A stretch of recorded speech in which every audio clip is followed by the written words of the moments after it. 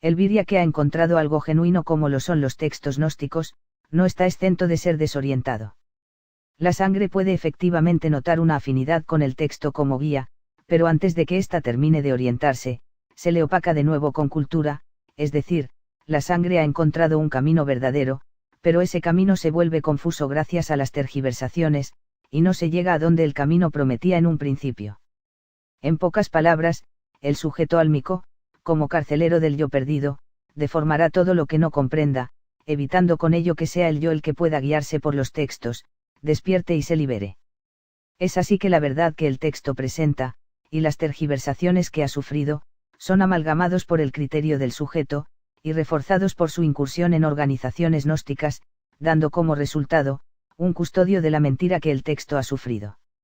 Conformando con ello un culto a un objeto cultural llevado por la voluntad anímica, que se ha servido de la voluntad del espíritu cuando éste, engañado por la desorientación, acepta el resultado, anestesiado por la apariencia y promesa de su liberación, pero truncado por el sujeto, el cual recibe toda la potencia del espíritu para reforzar el culto. El espíritu ha sido llevado a una trampa, en la que la carnada han sido los textos gnósticos. El sujeto, el cual da la ilusión de ser aquel que debe llevar la vía de liberación, representa el punto débil mediante el cual, agentes sinárquicos pueden influir en la sangre del Virya, evitando su discernimiento esencial, y dando por tierra su vía de liberación. Por ello ningún sinarca hablará de ver con la sangre, y si lo hace no lo dirá como verdaderamente es porque no sabe, pues evidentemente no lo ha experimentado, ya que de haberlo experimentado obviamente no sería un sinarca. La importancia no radica en el texto en sí, sino en lo que debe despertar. Es decir, dar como importante un texto por medio del alma psique, es una finalidad puesta en el texto mismo. El texto cobra importancia porque brinda un punto de vista diferente, pero una cosa es reconocer que es importante, y otra muy distinta es experimentar lo que el texto explica. Comprender con la psique no es experimentar, la comprensión del sujeto no es la misma que la comprensión como espíritu, siendo esta última, comprensión por experimentación, o sea, ver con la sangre, y por consecuencia, librar toda perspectiva que lleve a la confusión. La comprensión verdadera es la experimentación misma a nivel de la sangre. No se puede buscar la verdad si no se está dispuesto a abandonar a aquello que no lo es decir, al sujeto consciente. El Virya puede intuir con la sangre, pero tal intuición no es facultad del sujeto, sino del espíritu, y ahí debe ser desarrollada, en la sangre y no en lo que el sujeto cree que esto es. Pues desde ese punto es fácil creer en las patrañas de las que los fundamentos han sido víctima. En sus primeros tomos no hay tergiversaciones, o no tantas como en los últimos tomos. Primero se atrae al Virya con verdades, para luego desviarle hacia la cultura. Por eso, ya que el Virya ha experimentado una afinidad gnóstica, se le dice que Tirotdingibur es un símbolo sagrado. Pues ya que se le ha dicho la verdad, y el Virya se ha deshecho de todos los símbolos sagrados que le ataban a la ilusión, ahora se le antepone un símbolo al que no podrá negar, pues este es parte de la guía que le ha liberado, y negarlo como símbolo sagrado, aparentaría negarse a sí mismo y su liberación. Tirotdingibur es genuino, pero comprender lo que de él se explica, debe quedar ahí, como una descripción de lo que se experimenta fuera del sujeto, no como algo a lo que el sujeto deba someterse, pues de ese modo solo termina sometiendo al yo perdido a lo que el sujeto crea experimentar. Tirotdingibur no es un símbolo sagrado, porque su verdad, al ser experimentación pura, no se percibe proveniente desde la esfera de sombra, su comprensión es primeramente gnóstica, y posteriormente se le trata de comprender en lo racional, a lo cual solo se llega a aproximaciones, mas nunca a una descripción total. No porque este símbolo se le haya presentado al Virya como sujeto en su aspecto geométrico, y éste haya comprendido su mecánica a nivel lógico, se deba creer que se le ha experimentado. Solo es su descripción simbólica, la que ha sido captada por la psique por medio de arquetipos, es decir, la psique solo capta del símbolo lo que puede, pero por ser ésta algo creado, carece de trascendencia increada, por lo tanto no lo puede experimentar en su verdad, y a lo mucho, queda plasmado en la psique como algo de suma importancia, pero de lo que desconoce su verdad. Es aquí que ante la imposibilidad de comprender por experimentación pura, el Virya acepta al símbolo como su psique lo acepta, en su mera simbología, en su importancia como símbolo, en la promesa de liberación que éste representa, y no en su importancia efectiva, la cual se comprende luego de haber tenido el contacto trascendental con el yo infinito y no antes. Puede efectivamente ser representada geométricamente, pero esto es solamente una descripción gráfica, con el fin de que el Virya sepa lo que la guía le señala, cuando ésta le habla de una vía de liberación. Mas su conocimiento es exclusivamente gnóstico, ya que su verdad es metafísica, su esencia no es geométrica. No tiene magnitud energética más que en el proceso cognitivo que lleva a su conocimiento como símbolo, tal y como sucede ante cualquier otro fenómeno. Solo que este símbolo es inducido como sagrado en el Virya, lo cual es aceptado por la importancia que el sujeto le pone, por lo que para éste representa, aunque jamás haya experimentado su verdad como yo infinito, experimentación que al no haber sucedido aún, queda como una ventaja que los sinarcas aprovechan, para que el símbolo sea aceptado por el Virya como sujeto, y éste, a causa de su desorientación, quede como aprisionador del espíritu por haber aceptado un placebo. Queda entonces, como un simple símbolo sagrado, un referente que le habla de su existencia como espíritu libre, pero que no ha vivenciado en lo increado. No es lo mismo experimentar la verdad en el yo infinito, que adjudicársela mediante un proceso cognitivo. Esto último, solo representa la creación de una realidad alterna, donde se asegura que lo percibido por la psique es una experimentación de la esencia.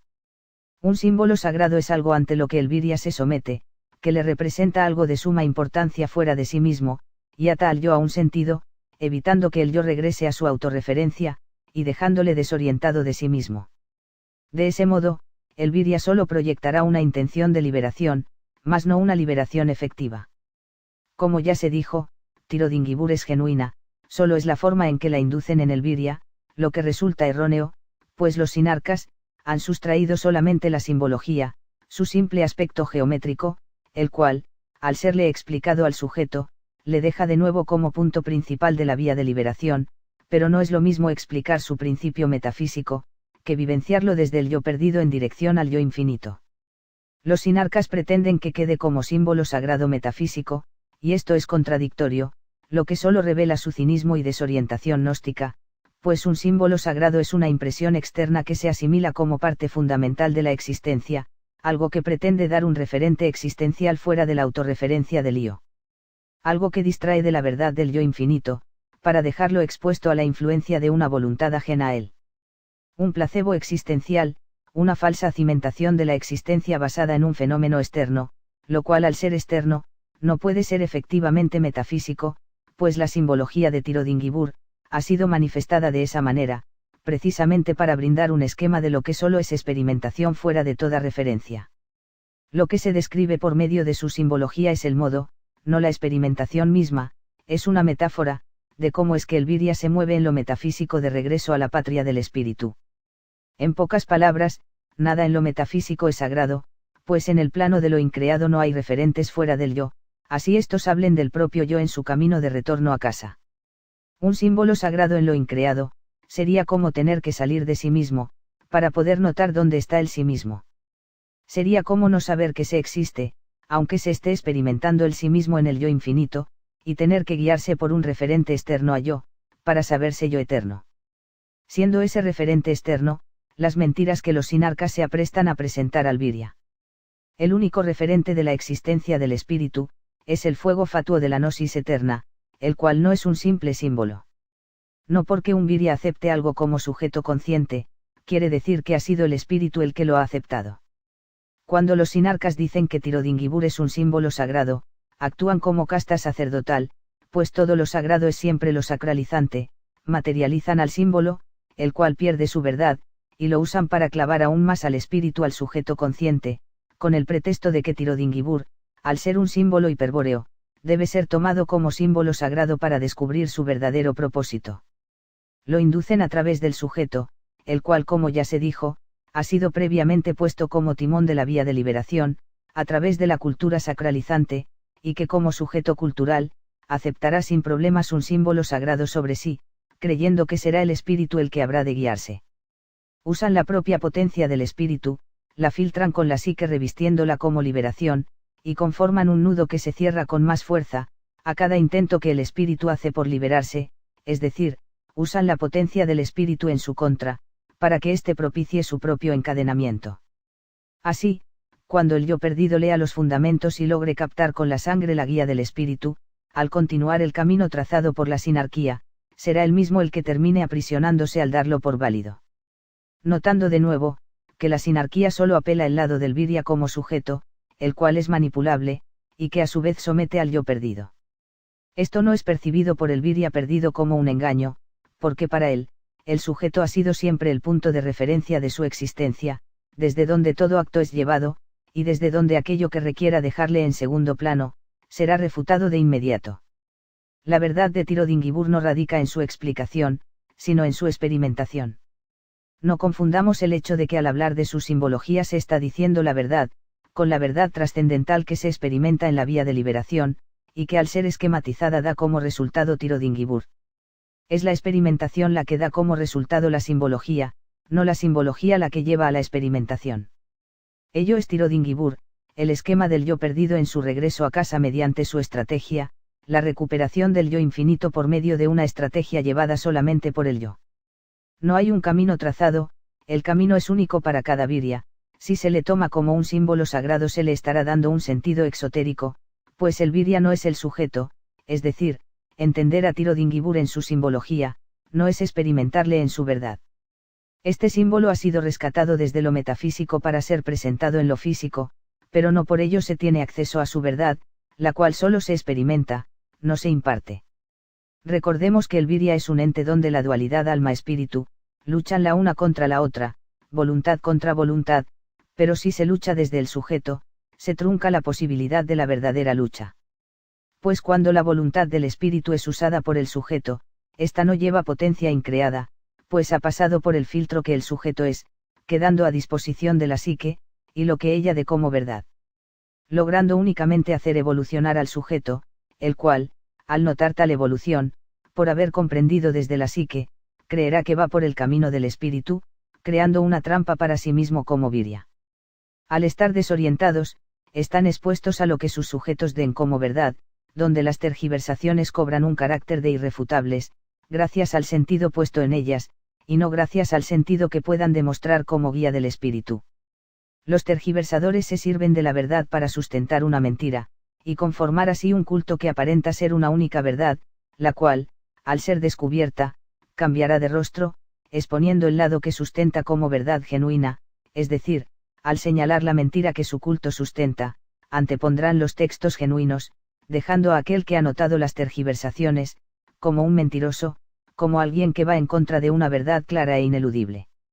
Evitando con ello, que otros sigan el camino que lleva a notar la mentira, pues tal camino, ha sido señalado y estigmatizado como falso por los sinarcas. Ello es uno de los métodos con los que la sinarquía degrada y desorienta, evitando ser descubierta, escondiéndose detrás de la verdad. Ese es el método que su creador les ha legado, el método de parasitar poniendo la potencia del espíritu contra sí misma, por medio de la dualidad que la psique brinda. Todo aquel que lea los fundamentos, efectivamente pudiera ser potencialmente un virya con posibilidad de despertar, siendo esto, el pretexto con el cual se han dado a conocer los fundamentos de la sabiduría hiperbórea y la novela mágica. Pero tales textos en realidad fueron plagiados por sinárquicos, que formaron parte de la verdadera orden de caballeros Tirodal.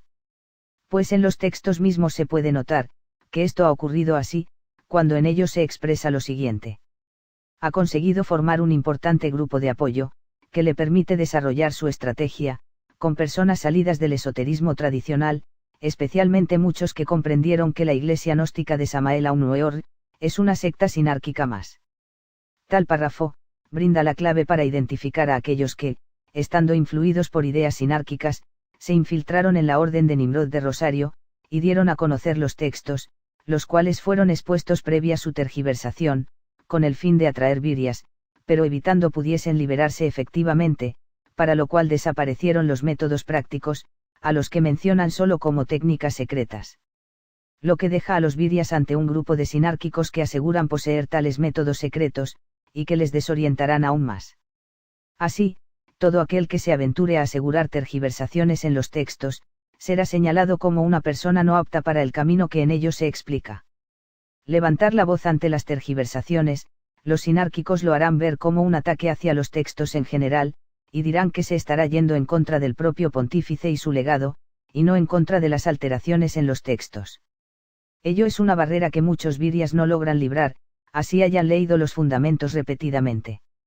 Vemos con esto, que los sinarcas, usan la estructura cultural, la cual, como es sabido, es su arma estratégica, presentando una solución enmascarada con la verdad de los fundamentos, desviando al Virya de su posible liberación. Ello es lo mismo que se ha hecho a lo largo de la historia con los gnósticos genuinos, es decir, con la sangre rebelde y liberadora. Se les congrega mostrándoles un eje carismático genuino como los fundamentos, para luego desviarles apagando la sangre por medio de la desorientación. Pues al igual que en los antiguos gnósticos genuinos, el espíritu no puede ser suprimido, un verdadero gnóstico no puede ser convencido por un placebo. Esto lo sabe la sinarquía, y al no poder convencer, conforma círculos supuestamente gnósticos, para refutar al verdadero, para tacharle de mentiroso y evitar que otros le sigan. Lo que en realidad han hecho es desaparecer al autor de los fundamentos, pues como verdadero gnóstico y guerrero del espíritu, jamás se habría prestado para mentir y desorientar usando su obra como carnada. Le han desaparecido por ser algo genuino, y le han montado un teatro sinárquico que no define a un verdadero gnóstico, lo han añadido a sus fantasías, como que está en la Antártida esperando la batalla final, y aseveraciones similares que resultan un insulto a su memoria. Ya se ha establecido en anteriores vídeos, que esperar es proyectarse en el tiempo, y ello es continuar bajo la ilusión, es aceptar a la conciencia demiúrgica como algo digno de tomarse en cuenta, y un Siddha no se mueve de otro modo que no sea el propio, es decir, en el yo infinito acausal. Si no hay un discernimiento desde la sangre, no puede haber liberación, esto lo saben los sinarcas, adjudicándose así toda liberación, la cual será, como es clásico en todas las sectas, para aquel que cumpla al pie de la letra los preceptos de esa secta, preceptos que asegurarán son del espíritu. Preceptos que los viryas perdidos llevarán a cabo con tal de saciar eso que les dicta el interior. Pero no se darán cuenta de que es una trampa, pues los mismos sinarcas con ello se aseguran de que el virya siga dormido.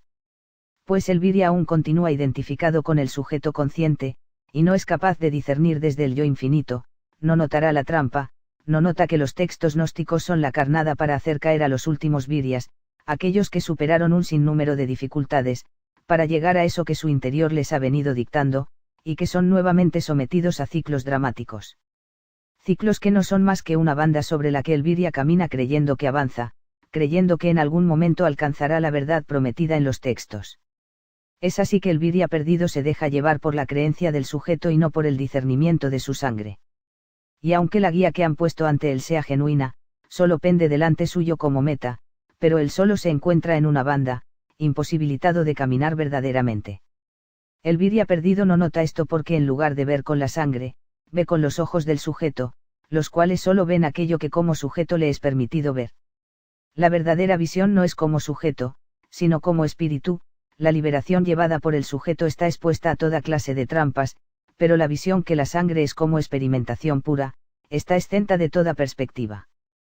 Por lo tanto no puede ser engañada, solo hay que recobrar esa visión, nuestra verdadera capacidad de ver, y es ello a lo que la sinarquía teme más que a cualquier otra cosa, pues notar al mundo en su verdad, la cual no es otra que su inexistencia, daría por tierra con toda su estructura, la cual se sostiene por el sentido puesto en ella.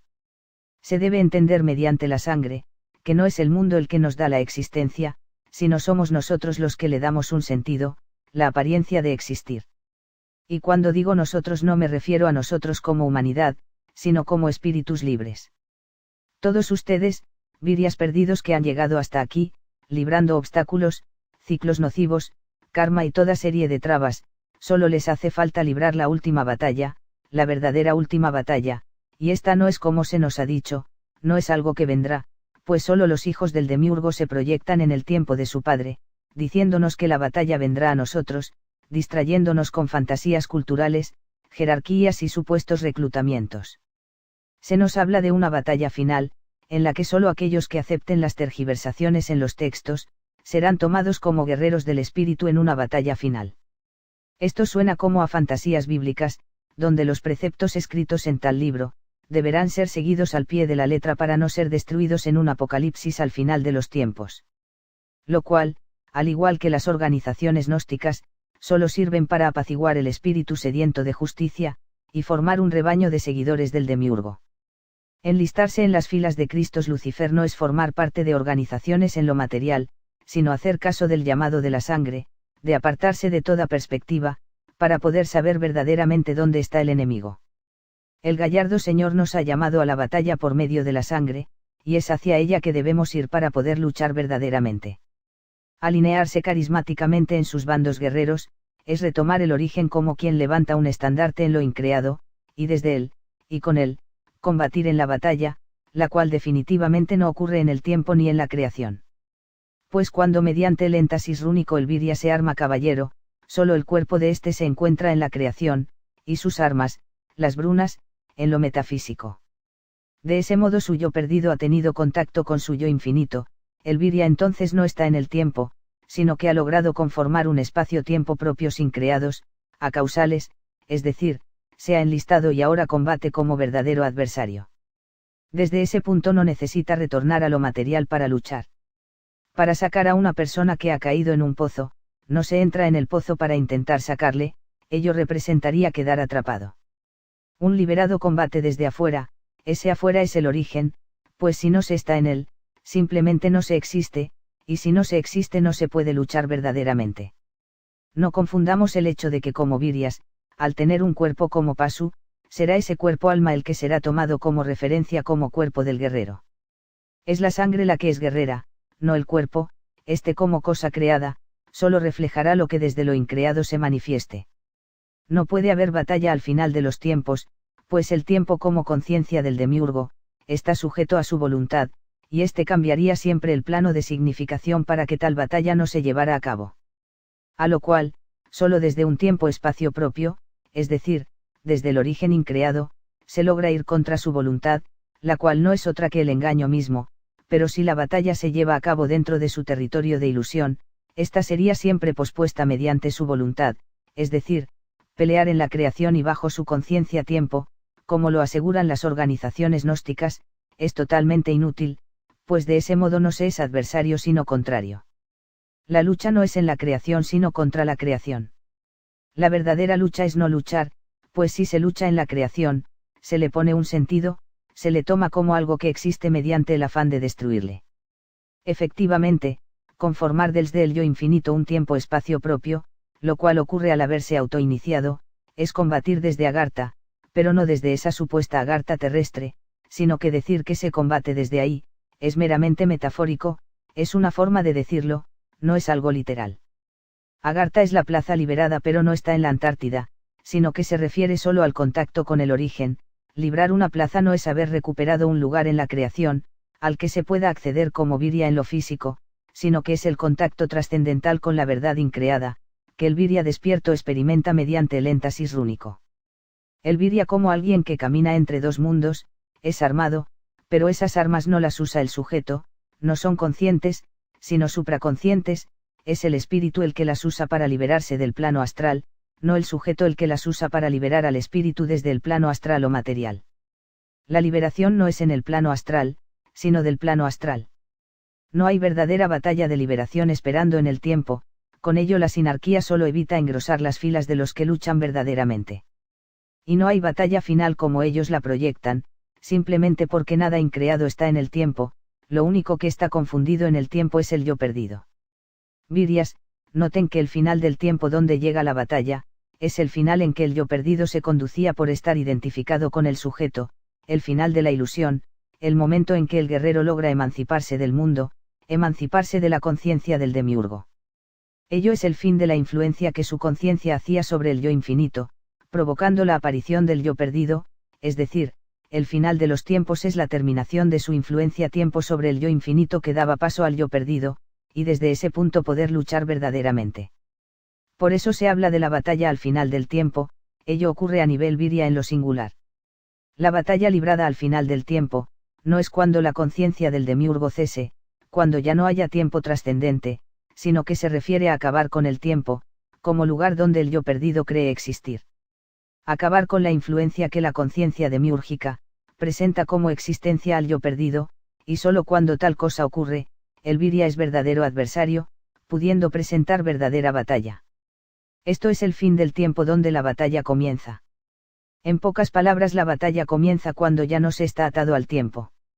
De hecho, todo Virya que ha sido llamado, que ha recuperado el yo infinito y ha despertado, está librando la batalla junto a los restantes guerreros al unísono, en una sinergia que tiene por epicentro el origen.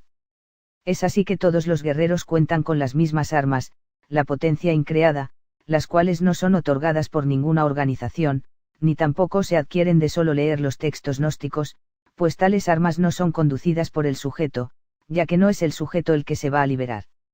La batalla ya está siendo librada, y el llamado en la sangre es el llamado a enlistarse, pero no para conformar organizaciones y esperar, sino para luchar en lo metafísico, luchar por la propia liberación. Es sabido que mientras más espíritus se liberan, el sistema esclavizador se vuelve más vulnerable a ser percibido en su ilusión por la sangre. Entonces, cuando aquellos que sustentan una mayor pureza de sangre, luchan y se liberan, lo que están haciendo, es aligerar la carga ilusoria para aquellos que no tienen suficiente pureza en la sangre, y a su vez la orientan, pudiendo ser purificada. Se podría decir, que los de mayor pureza, al liberarse, bajan el nivel de dificultad que la ilusión presenta, ya que su liberación, representa la pérdida de fuerza, y consecuente desestabilización de la realidad de Maya. Por ello he hecho énfasis en combatir con la sangre, pues ella, al sustentarse en el origen, libra las perspectivas astral y material.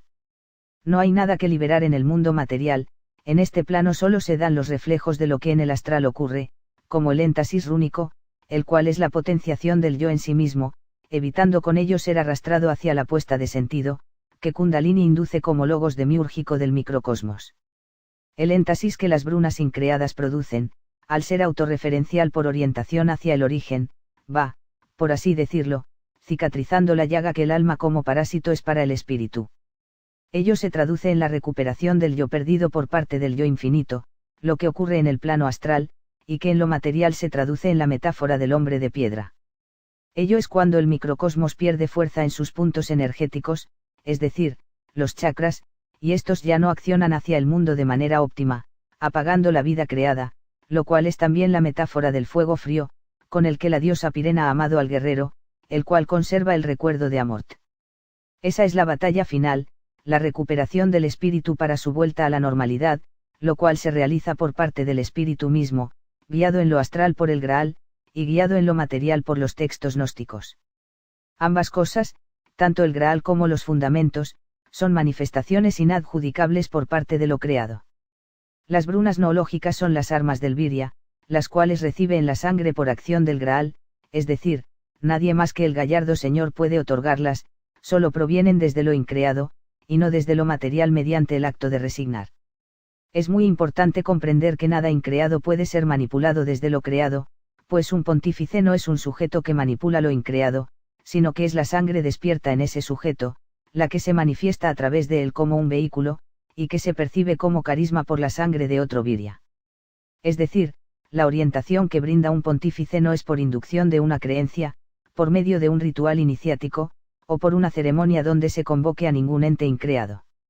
En el acto de pontificar, el sujeto consciente solo es una herramienta que intenta expresar la gnosis, que le es un énfasis esclarecedor, es por así decirlo, el yo infinito hablando a través del sujeto, no el sujeto hablando de lo que él cree es el yo infinito. Dando como resultado, una manifestación de sabiduría, que evocará la sangre en el Virya que le escucha.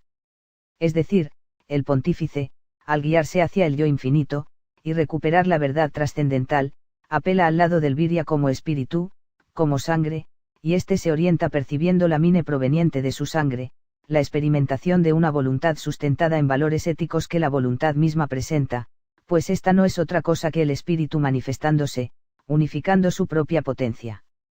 La cual le habla en la sangre y le cimenta como existencia, más allá de lo que el sujeto consciente le presenta como real. Mas no porque el sujeto tenga sangre pura, quiere decir que la puede usar con algún propósito propuesto por el sujeto en su carácter de psique, es decir, la sangre no está a disposición de los caprichos del yo álmico. Pues pontificar, no es en sí un propósito del Virya como sujeto, no es una facultad del sujeto. En el énfasis donde el Virya como yo perdido, experimenta un contacto trascendente con el yo infinito por medio de las brunas increadas, el sujeto es relegado como punto de referencia de la existencia, y es puesto por la autorreferencia del yo, a contemplarse a sí mismo, pero ese sí mismo no es el sí mismo álmico. Sino que el sujeto corta nexos con el resto de la psique, quedando solo la conciencia como mero testigo del contacto trascendente. Y esto ocurre así, porque el símbolo del origen, en el cual se reflejan las miradas gnósticas, ha quedado, por medio de la clave genética, en la esfera de luz de la conciencia.